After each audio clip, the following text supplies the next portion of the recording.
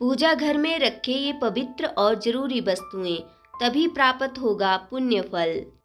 शालिग्राम विष्णु की एक प्रकार की मूर्ति जो प्राय पत्थर की गोलियों या बटियों आदि के रूप में होती है और उस पर चक्र का चिन्ह बना होता है।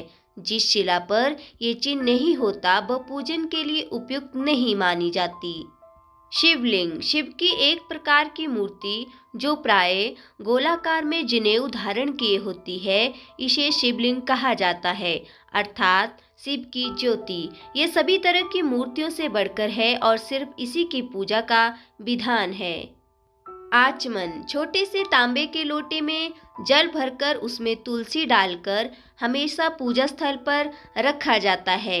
यह जल आचमन का जल कहलाता है। आचमन करने से पूजा का दोगुना फल मिलता है। चंदन चंदन शांति व शीतलता का प्रतीक है। एक चंदन की बट्टी और सिल्ली पूजा स्थल पर रहना चाहिए।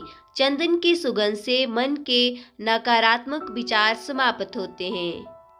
अक्षत अत्यंत श्रम से प्राप्त संपन्नता का प्रतीक है। चावल जिसे अक्षत कहा जाता है।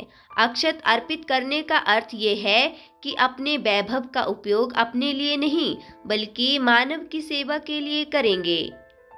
पुष्प देवी या देवता की मूर्ति के समक्ष फूल अर्पित किए जाते हैं। ये सुंदरता का एहसास जगाने के लिए है। इसका अर्थ है कि हम भीतर और बाहर से सुंदर बने। नैवेद्य नैवेद्य में मिठास या मधुरता होती है। आपके जीवन में मिठास और मधुरता होना जरूरी है। देवी और देवता को नैवेद्य लगाते रहने से आपके जीवन में मधुरता, सौम्यता और सरलता बनी रहेगी। रोली ये चूने की लाल बुकनी और हल्दी को मिलाकर बनाई जाती है। इसका एक नाम कुमकुम भी है। इसे रोज नहीं लगाया जाता। प्रत्येक पूजा में इसे चावल के साथ माथे पर लगाते हैं। इसे शुभ समझा जाता है। धूप धूप सुगंध का विस्तार करती है। सुगंध से आपके मन और मस्तिष्क में सकारात्मक भाव और विचारों का जन्म होता है।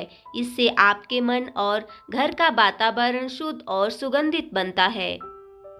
दीपक पारंपरिक दीपक मिट्टी का ही होता है। इसमें 5 तत्व हैं, मिट्टी, आकाश, जल, अग्नि और वायु। कहते हैं कि इन 5 तत्वों से ही सृष्टि का निर्माण हुआ है। गरुड़ घंटी जिन स्थानों पर घंटी बजने की आवाज नियमित आती है वहां का वातावरण हमेशा शुद्ध और पवित्र बना रहता है। इससे नकारात्मक शक्तियां हटती हैं। शंख जिस घर में शंख होता है वहां लक्ष्मी का वास होता है। शंख सूर्य व चंद्र के समान देव स्वरूप है। जल कलश जल से भरा कलश देवताओं का आसन माना जाता है। दरअसल हम जल को शुद्ध तत्व मानते हैं जिससे ईश्वर आकृष्ट होते हैं। तांबे का सिक्का तांबे में सात्विक लहरें उत्पन्न करने की क्षमता अन्य धातुओं की अपेक्षा अधिक होती है। कलश में उठती हुई लहरें वातावरण में प्रवेश कर जाती हैं। यदि कलश में तांबे के पैसे डालते हैं तो इससे घर में शांति और समृद्धि के द्वार खुलेंगे।